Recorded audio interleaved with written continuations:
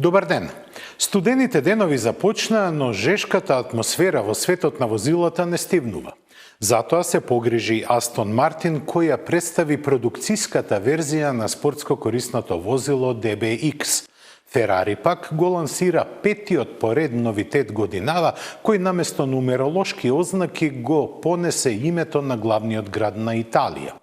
Тесла со Cybertruck ја опипува атмосферата за лансирање на електричен пикап, додека од таборот на најголемата германска групација за производство на возила не изненадија со Audi e-tron Sportback и концептот Volkswagen ID Space Vision. Ја тестиравме Toyota Camry, а почетокот го резервиравме за минатонеделната презентација на Kia X-Ceed, која беше на ниво кое одамна во Македонија се немаше случено.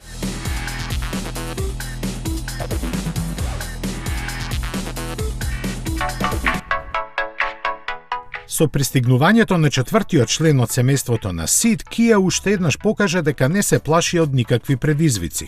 Затоа и X-Ceed заслужуваше презентација каква што имаше, одамна невидена кај нас во Македонија. Бројната публика со своето присуство ја награди храброста на корејската марка да пласира модели во пазарни сегменти во која не била присутна. Интересот за најновиот кросовер Adut беше голем, иако самото возило не е. Според габаритите сместено е меѓу Stonic и Sportage, а според имиджот што го пласира над нив. Таква и цената која промотивно стартува од 18.550 евра. Основниот модел е опремен со 1-литарски турбомотор со 120 конски сили. За оние што сакаат повеќе им е наменет 1,4 литарскиот агрегат со 140 коњи, а ќе бидат задоволни и со љубителите на дизелот. Ним на располагање им стои познатиот 1,6 литарски CRDI со 136 конски сили. Значајно за модел со ваква големина е и што посилните агрегати може да се комбинираат со 7-степен менувач со двојна спојка. Како еден од столбовите кои Kia ја изгради својата доверба кај купувачите, и X-Ceed доаѓа со богата сериска опрема. Базното ниво е далеку над она што може да се очекува од возило од овој сегмент, а повисокиот пакет вклучува и систем за избегнување судар со препознавање на пешаци. Но, што и да се избере, ќе се добие возило со впечатлив дизајн по кое ќе се вртат погледите. Компактните димензии овозможуваат непречено користење низ град, а зголеменото растојание од подлогата уживање во нови хоризонти. Како и сите други модели на Kia, и овој доаѓа со 7-годишна гаранција. Заедно со останатите изведби на Ceed се произведува во фабриката во Словачка.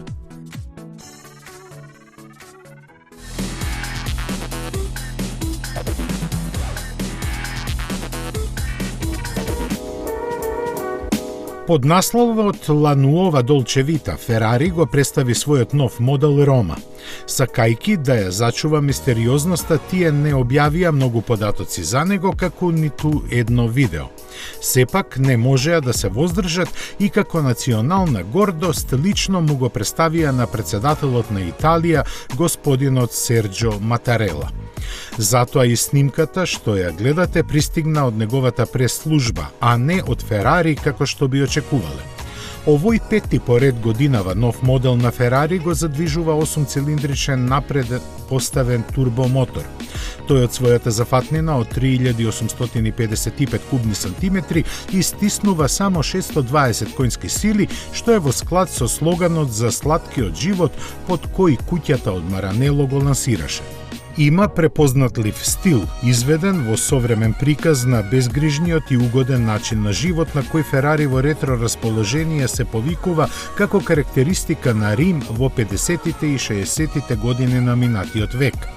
Моделот сепак нема ништо заедничко со тоа време, освен може купе конфигурацијата со две нормални седишта напред и уште две назад, кои освен за украс не може да служат за ништо. Од 0 до 100 км на час забрзува за 3,4, а до 200 за 9,3 секунди, додека максималната брзина му е 320 км на час. За пренос на силата на задните тркала се грижи 8-степен менувач со две спојки, презеден од SF90 Stradale. Цената и плановите за негово производство не се објавени.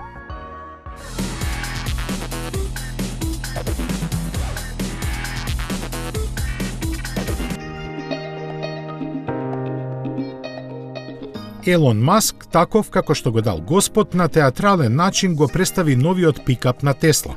Поинаку, впрочем, не ни можеше да биде, бидејќи со ова возило тој има желба да ја промени сликата на Америка. Најмногу со својот дизајн, како од научно-фантастичните филмови, кој просто ја фрапираше јавноста. Нема соодветни зборови за него, бидејќи тоа што Маск го покажа тешко може да се голтне. Конкуренцијата пак остана изненадена од цената и карактеристиките на Cybertruck, кој ќе доаѓа со 1, 2 или 3 електромотори. Основната верзија ќе има погон само на задните тркала, автономија од 400 км и ќе чини $40,000. Топ верзијата, која има двојно поголема автономија, ќе забрза до 96 км на час за 2,9 секунди. Ќе може да влече приколка со 6350 кг тежина, а има максимална брзина од 209 км на час. Каросеријата е само носечка и направена од нерѓосувачки челик, а ослонувањето воздушно. Должината од 5,9 метри и ширината од 2 метра на 6 патници во него им обезбедуваат простор како во дневна соба. Внатрешноста се уште се крие, меѓу другото, иззад блиндираните стакла кои се распукаа за време на демонстрацијата. Тоа заедно со контроверзниот изглед на овој пикап беа главните причини после неговата презентација акциите на Тесла да паднат за 7%. При тоа Маск лично загуби околу $700 милиони, но Тесла за неколку дена доби дури 200,000 нарачки за Cybertruck во вредност од $11 милиарди. Значајно е што само 17% од заинтересираните купувачи се имаат одлучено за основната, а повеќе од 40% за најскапата верзија која чини $70,000. Вистината е дека тие требаше да платат само $100 депозит кој може да го повратат во секое време, но и дека ќе чекаат на испораката најмалку 2 години.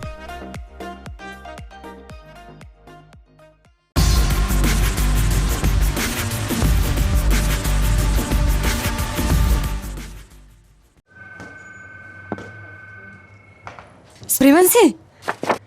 Еј, не! Документите се уништени, а немам веќе време. Имам копии дома. Ќе ми дадеш својата кола да одам по нив? Океј. Спремни да го пробате Peugeot 308 со стайл ниво на опременост и 1,2 PureTech мотор со 110 конски сили.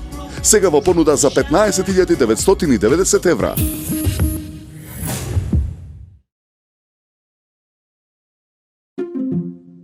Quiz, query, try, spy, take cover, go for a swim, go on a whim, go outside in, and inside out. Look once, look twice. Follow a compass, not a clock. Never stop discovering.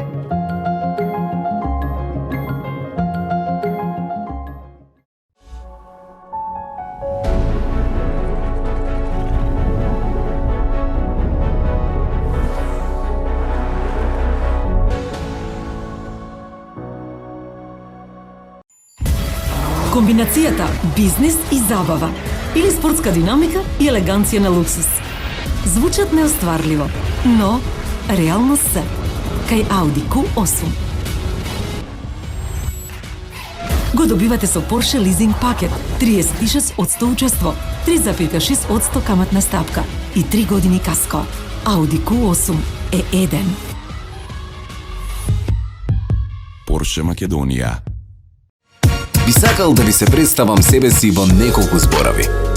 Би рекол елегантен, единствен секако, секогаш самоуверен. Како мојот автомобил, новиот Kia Proceed, храбар потек. Метрополис, број 1 радиомрежа.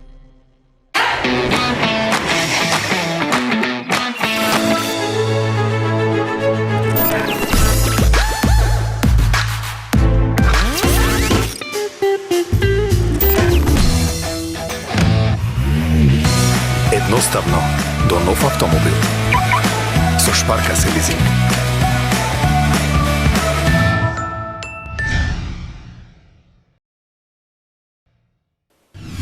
Дури и предолго време најавуван и очекуван, првиот кросовер на Астон Мартин коначно е представен. За него се зборува уште од 2015 година, кога на салонот во Женева беше покажан истоимениот концепт.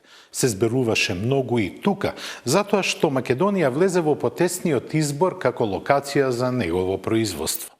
Тоа ќе беше преголем залог за нас, исто како што се покажа и дека е за Астон Мартин. Британскиот производител сепак го соџвака зашто досега му требаа 4,5 години, а ќе му требаат и уште неколку месеци додека тргнат првите испораки.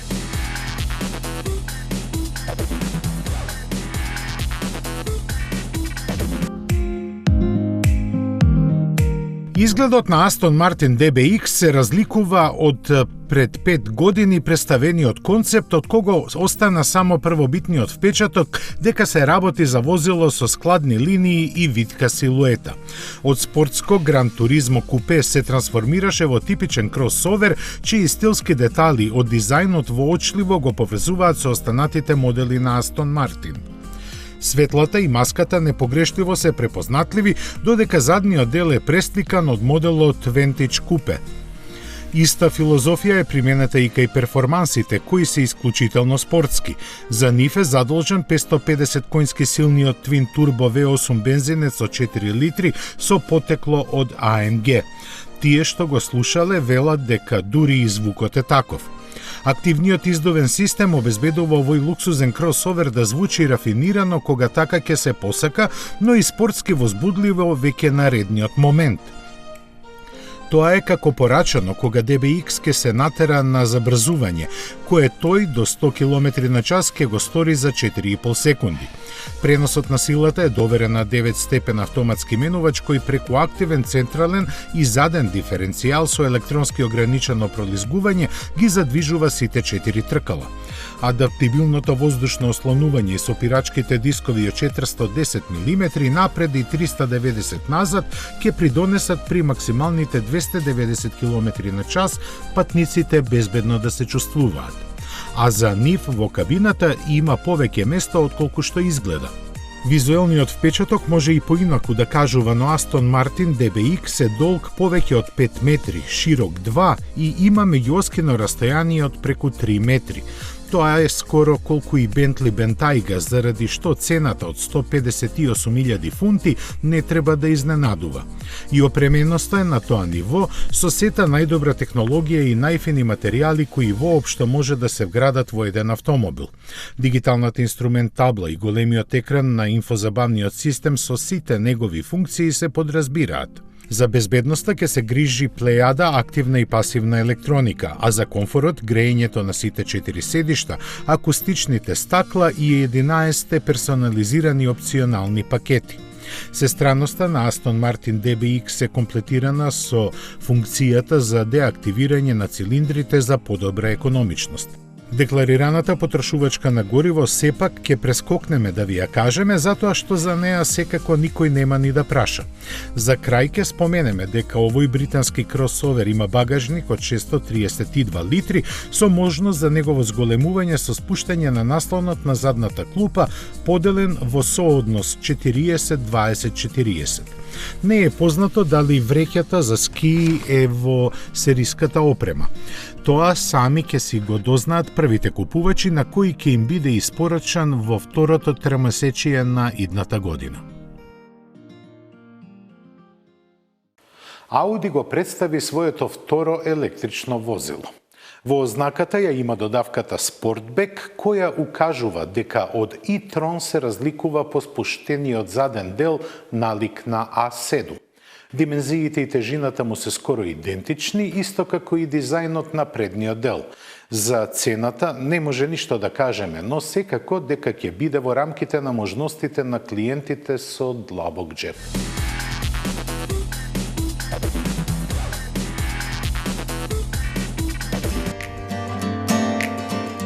Со многу нешта Ауди изненадува, особено што собра храброст и можности да го представи e-tron Sportback кој има идентична предница како и A7.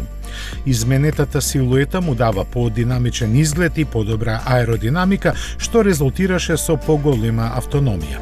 Најголемите разлики сепак се во низата технички подобрувања кои веројатно ќе се преселат и кај неговиот постар брат лансиран лани. Главната е што e-tron Sportback во нормални услови на возење има погон само на задните тркала, додека предниот електромотор се вклучува по потреба. Унапреден е и системот за сопирање, кој сега регенерира поголем дел од енергијата. Така со уште неколку помали иновации инженерите на Ауди успеа да ја продолжат автономијата на 446 км кај посилниот модел. Тој номинално располага со 360 конски сили кои краткотрајно можат да пораснат на 402. Послабиот модел има 313 коњи, но и помали батерии доволни за автономија од 347 км. Внатрешноста на e-tron Sportback е иста како и кај e-tron, со разлика што патниците назад имаат за 2 прста понизок простор за главите. Помал е и багажникот, во кој сепак собира доволни 615 литри. Опременоста му е подобрена со дигиталните Matrix LED светла, сочинети од прилика милион микроогледала. Секое може да се поместува до 5000 пати во секунда, динамично прилагодувајќи ја осветленоста на условите на патот. Значајни се и виртуелните надворешни ретровизори, всушност камери, кои ја проектираат сликата на посебни екрани. Продажбата на e-tron Sportback ќе започне напролет идната година по цена од 71.350 евра. Ќе се произведува заедно со стандардниот e-tron во фабриката на Ауди во Брисел.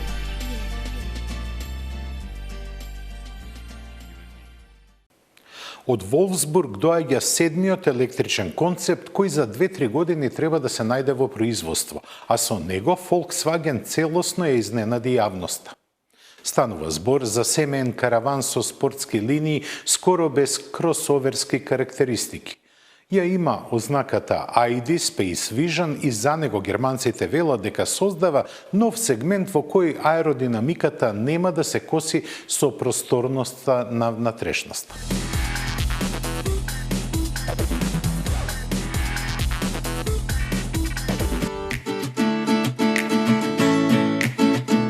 Гломазните транспортери не се новост за Volkswagen.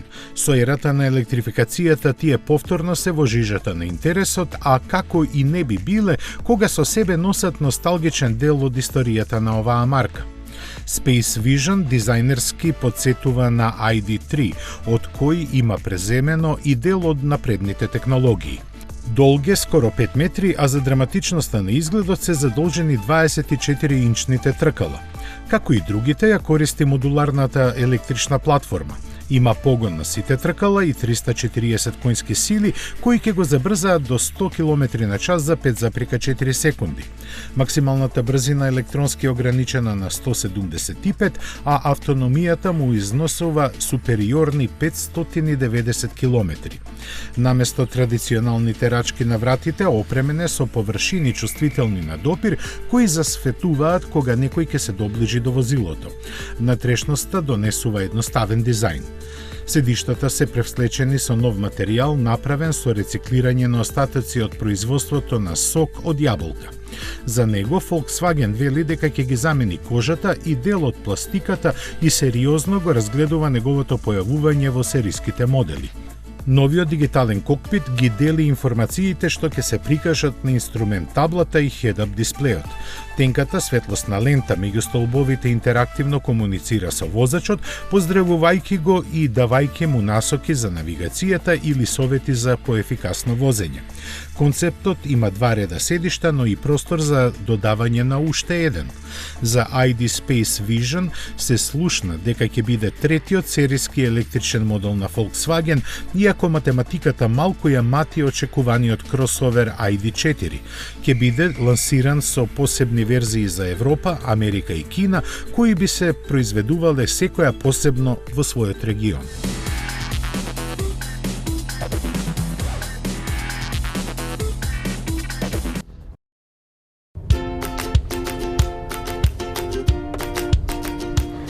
Во денешниот тест ја имаме Toyota Camry, автомобил кој беше отсутен од европскиот пазар повеќе од 20 години.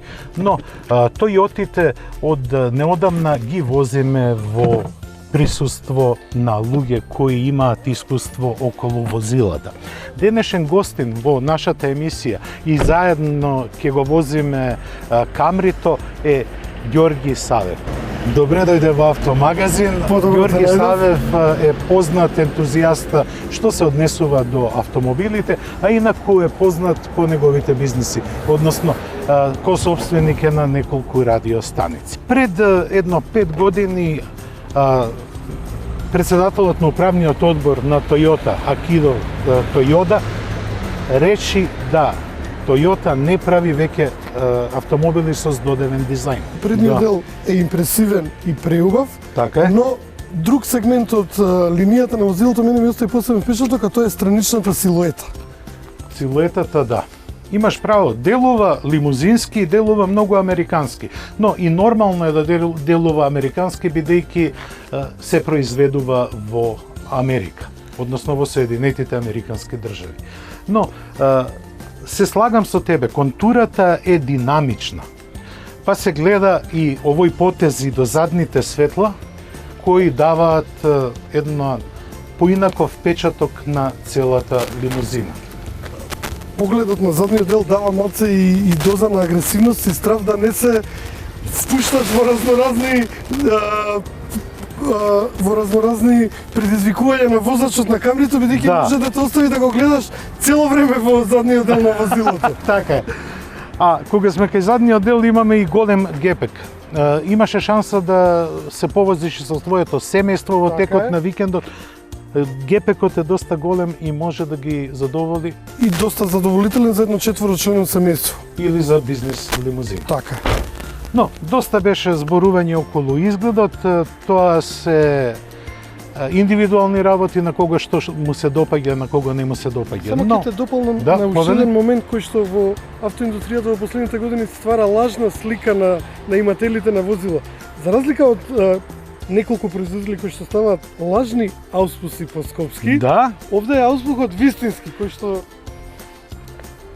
му дава една правилна слика за возилото, дека низ него излегува кога работи бензинскиот мотор нормално, кога не работи не излегува ништо. Така е. Сега ќе имаме шанса малку да се повозиме во секакви услови и да донесеме еден мал сублиматул во однос на Камрито, бидејќи сигурно дека не може да се поклопиме со сите мислења заеднички. Затоа те молам, повели во внатрешноста.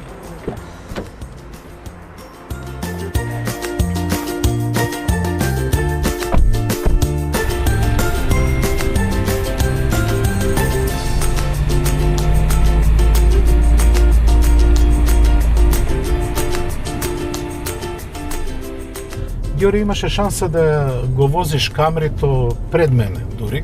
Така. И имаш створено одредена слика. Тоа е и поентата на денешното наше возење, да си ги размениме мислењата и впечатоците околу Камрито. И нормално, бидејќи те земав од работа од Сити Радио, ќе почнеме со градското возење. Кои се твоите впечатоци за Камри?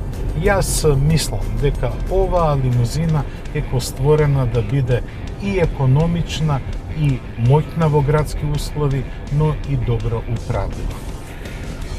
Управливо, што се однесува до моќта, тука немаме двојби. Бензински и електромотор кој што произведуваат околу 211 конски сили, ако не сум точно поправиме, кои што работат во една синергија кога е потребно, а кога не е потребно, и даваат на колата еколошка боја и еколошка свест, допринесуваат луѓето да не загадуваат, што нас ни е преку потребно, знаеме сите за Скопје. Да, но тоа е друга тема, бидејќи автомобилите многу малце загадуваат. Знам. Учествуваат во загадувањето со 11%. Други се локациите каде што треба да го бараме решението за загадувањето. Но и ова е еден дел од тоа решение, нели? Така е. Значи, автомобилот за градски услови е се однесува како класичен седан. Има една пространност за луѓе кои што имаат и деца и семејство или гости или пријатели. Мислам дека гледачите ќе можат да видат дека има еден простор кој што е сосем доволен за 4 или 5 возрастни луѓе да се пренесат од точка А до точка Б. Ова генерација на камери е малце спуштена на земја, тежиштето е мислам поставено ниско и дава простор или можност за лесни маневрирање низ град кои што се и преку потребни во нашето градско сафари возење, да не видам лош. Па, токму се еве, види сега што се случи со ова BMW што не помина. Ја види ситуацијата, со ништо не испровоциран, претркување од десна страна во жолта трака, нова новцата кола, Кюстендил донесена. За да се стигне до другиот семафор и да се чека. Да. Значи комплетно вистински состезател, што ви рекле, да. Со BMW старо 20 години. Зашто овие нови возила, бидејќи си урбан лик, зашто, што мислиш, зашто ги провоцираат останатите? Да ги претркаат, да влезат во ножички, да бидат пред. Тоа веројатно ќе треба, Мишко, да прашаш сериозен конзилиум на психолози или психијатри. Ја вака од моја гледна точка не би можел, веројатно би се појавиле и повеќе дијагнози. Добро. Секогаш е предизвикот за скопските возачи кога ќе видат нов модел, бидејќи Камри е релативно нов модел на нашите улици. Ја нема во Европа. И во Европа да. Релативно изгледа клинасто и спортски. Да. И веројатно возачите сакаат да си ги одмерат силите на градските улици.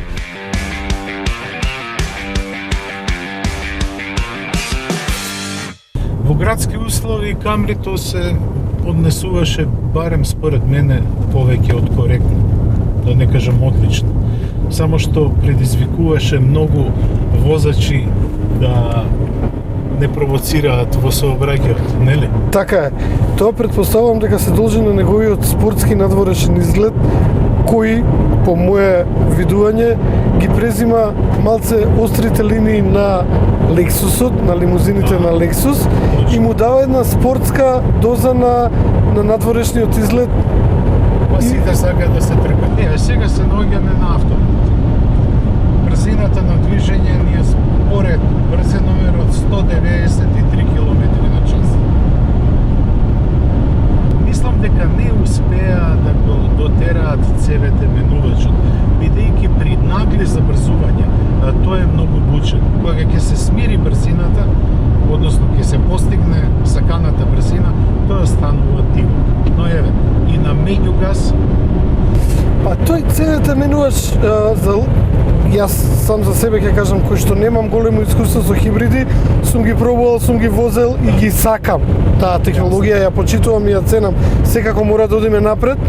Тој целете менувач мислам дека е направен во друга цел. Да смали и било која постоечка агресија кај било кој возач, да даде едно лежерно крстосување, едно мирно возење и да не предизвикува спортски амбиции кај нормалните возачи. Иако комбинацијата на електромоторот и бензинскиот дава потентност во секој случај.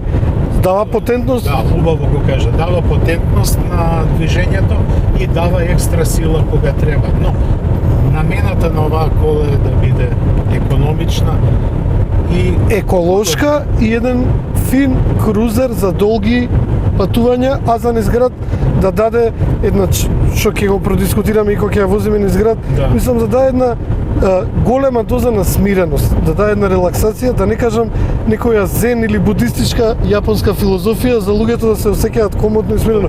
Еве, ние на 190 не осетивме никакви вибрации, никакви потресувања. Мислам дека или поскокнување, амортизацијата мислам дека е погодена врвно, посебно и за нашите патишта. И мислам дека дава една лимузина и чувство на класа поголема.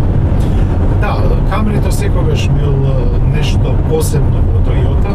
Добро е што сега, после 20 години, го имаме во Европа. Но, што мислиш за внатрешниот дизајн? За разлика од претходните Toyota е многу повозбудлив и поскулптурален, нели? Има испрекинати форми, комбинација на материјали, висока технологија, конективна технологија. Мислам дека чувството на внатрешните материјали, на кожата на седиштето, на ергономијата, на инфотеймент системот, на навигацијата и на сите тие гаджети што би ги рекол е на едно високо ниво, дури би ги пофалил, не знам дали гледачите ќе имат можност да видат, се уште во камерите има уред за репродуцирање на CD-а, што ме изненади пријатно. Нели во нашето годиште ние сме малци емотивни према носачите на звук. Има отвор за CD што ме изненади. Мислам дека во новите коли веќе ретко се појавува тој, скоро и да ги немат. Еве една моја забелешка која што сакам да ја кажам во однос на типовите на коли. Во мојот возен парк фамилиарен моментално се вози моноволуменец стар 10 години кој што беше купен наменски. Второто возило во моето семејство е SUV од средна категорија. Јас веќе во оваа фаза од животот почна да немам потреба ни од моноволуменец, ни од SUV. Кога ја седна фамилијата во автомобилот, жена ми прво рече: "Ау, па колата воопшто не е лоша." Прво да ми изреагира позитивно на не SUV. Точно, затоа што SUV тоа е еден популарен смер кај возилата, кои нудат нешто повеќе простор, малце повеќе се извишени, но никогаш нема да ги постигнат удобството и перформансите на една лимузина, класична. Така е. Ти благодарам многу на учеството и на времето што го одвои да ги споделиме работите онака како што мислиме и како што го доживеавме Камрито во возењето. Ти посакувам многу успехи во твојата работа, со твоите радија, повеќе слушатели, за да можеш повеќе коли да купуваш. Јас да ти се заблагодарам уште еднаш на поканата да присуствувам на едно вакво снимање и возење кое што мене ми беше и лично како фан и љубител на автомобилите, ми беше чест и привилегија да бидам дел од твојата емисија која што ја пратам повеќе од 20 години редовно. Благодарам многу.